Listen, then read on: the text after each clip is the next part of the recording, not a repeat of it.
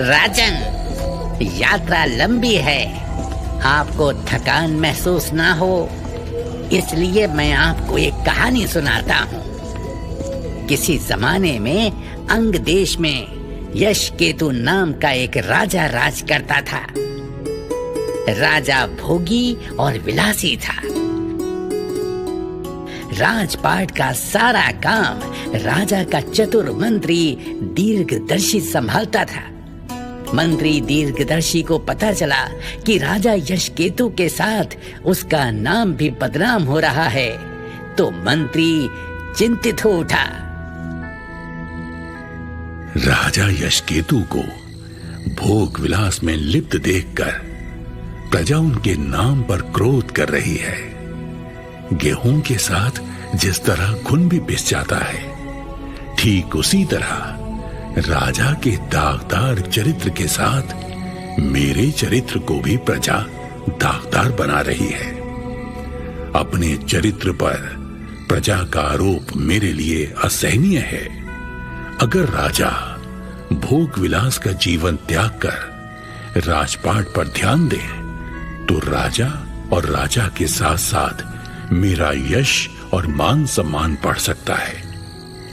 राजा सही मार्ग पर आए, इसके लिए अब मुझे ही कोई उपाय करना होगा। लेकिन क्या उपाय करूं, सोचना पड़ेगा। हाँ, ये उपाय सही रहेगा, बिल्कुल सही। मुझे ऐसा ही करना होगा, तभी बात बन सकती है। मैं सुबह होते ही जाकर राजा से मिलता हूं। महाराज की जय हो। अरे मंत्री जी, आप आज प्रातः प्रातः आइए आइए, पधारिए। क्षमा करें महाराज, आपसे एकांत में बात करना चाहता हूं। कहिए मंत्री जी, कहिए। महाराज, कल भगवान शिव ने स्वप्न में दर्शन देकर तीर्थ यात्रा की प्रेरणा दी है। तीर्थ यात्रा? हाँ महाराज, तीर्थ यात्रा राज्य, प्रजा और आपके कल्याण के लिए, सुख समृद्धि और ऐश्वर्य के लिए। ओ, यदि ऐसा है तो तुम अवश्य जाओ तीर्थ यात्रा पर। जाओ, कब प्रस्थान करना चाहते हो? तत्काल महाराज, आप राज्य और प्रजा का ध्यान रखिएगा। अवश्य अवश्य। मैं चलता हूं महाराज। तो राजन, मंत्री दीर्घदर्शी राजा यशकेतु से अनुमति लेकर तीर्थ यात्रा पर चल पड़ा। चलते चलते सुबह से शाम हो गई। रात का अंधेरा छाने लगा। दीर्घदर्शी रात बिताने के लिए किसी सुरक्षित स्थान की तलाश में था। तभी उसे वहां एक शिव मंदिर दिखाई दिया और उसने शिव मंदिर में रात बिताने का निर्णय लिया। शिव मंदिर में उसे एक सौदागर मिला।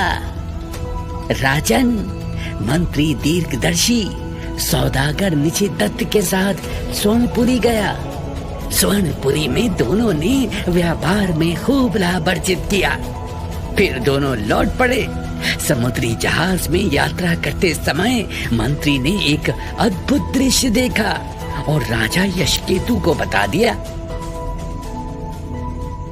मंत्री जी, हमें विश्वास नहीं होता। समुद्र में कल्प वृक्ष और कल्प वृक्ष पर रत्न जड़ित पलंग पर वीणा बजाती हुई सुंदर मृगांकवती, सब कुछ रहस्यमय। रहस्यमय तो है महाराज, मुझे भी सहसा विश्वास नहीं हुआ। जब तक विश्वास होता, अचानक सब कुछ अदृश्य हो गया। अद्भुत किंतु विचित्र। इस रहस्य को हमें सुलझाना होगा मंत्री जी, और हम इसे सुलझा कर रहेंगे। आप इस रहस्य को सुलझा सकते हैं महाराज, आप सक्षम हैं, किंतु सावधानी से। आपके ऊपर संकट भी आ सकता है। अरे मंत्री जी, हमारे ऊपर जो भी संकट आएगा उसका प्रतिकार हमारी ये तलवार करेगी, हमारी तलवार। सत्य वचन महाराज, सत्य वचन। राजन, मंत्री के तीर्थ यात्रा पर जाने के बाद राजा यशकेतु ने अपना उत्तरदायित्व समझा और राजपाट में रुचि लेने लगा।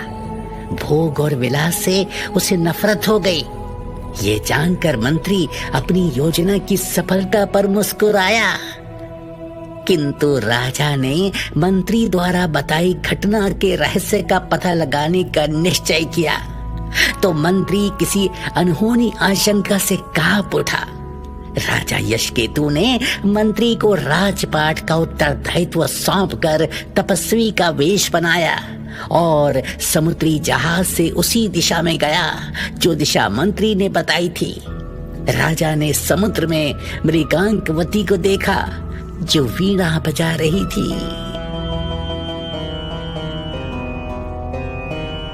राजन, राजा यशकेतु ने मृगांकवती से विवाह कर लिया, लेकिन मृगांकवती को एक राक्षस ने अपने वश में कर रखा था। राजा ने उस राक्षस से युद्ध करके मृगांकवती को छुड़वा लिया। घबराओ नहीं, तुम जीवित हो मृगांकवती। हाँ, मैं आपके सामने जीवित ही खड़ी हूँ। आश्चर्य, लेकिन ये सब क्या हो रहा है? हमारी तो कुछ भी समझ में नहीं आ रहा। आपने जो कुछ भी देखा वो सब मुझे मिले श्राप के कारण घटित हुआ है। श्राप? कैसा श्राप? मेरे पिता मेरे बिना भोजन नहीं करते थे और मैं अष्टमी और चतुर्दशी के दिन यहाँ पर शिव पूजा के लिए आती थी। तो एक दिन मुझे पूजा करने में बहुत देर हो गई और मैं घर बहुत देर से पहुंची। पिताजी का भूख के मारे बुरा हाल था। क्रोध में आकर मेरे पिता ने मुझे श्राप दे दिया कि मैं जब भी पूजा करने जाऊंगी तो एक राक्षस मुझे जीवित निगल जाएगा और बाद में मैं उसका पेट फाड़कर जीवित ही बाहर निकल आऊंगी। ओह, तो ये बात है। जब मैंने अपने पिता से श्राप से मुक्ति पाने का उपाय पूछा तो उन्होंने कहा कि जब अंगदेश का राजा मुझसे विवाह करेगा और छिपकर राक्षस द्वारा मुझे निगलते हुए देखेगा तो अंगदेश का राजा राक्षस को मार डालेगा, तब मैं श्राप से मुक्त हो जाऊंगी। सच? तो राजन, राजा यशकेतु उस कन्या को लेकर अपने राज्य आ गए। उन्होंने मंत्री को पूरी बात बताई और ये भी बताया कि अब वो सदा यहीं रहेगी। उन्होंने उससे विवाह कर दिया है। उस कन्या से विवाह मंत्री दीर्घदर्शी के लिए प्रसन्नता का विषय था, किंतु वो मर गया। क्यों मर गया राजन? यही प्रश्न है।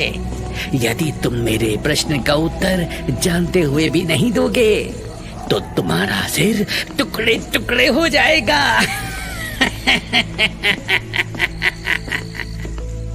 वेताल, बड़ी मुश्किल से राजा यशकेतु ने राजपाट का उत्तरदायित्व संभाला था, लेकिन मृगांकवती को देखकर मंत्री को सदमा लगा।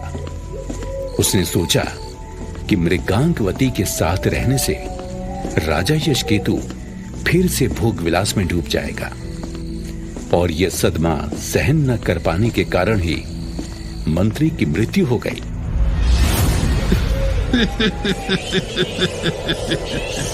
उत्तम, अति उत्तम। तुम वास्तव में बहुत बुद्धिमान हो राजन, बहुत बुद्धिमान। बिल्कुल सही उत्तर दिया, किंतु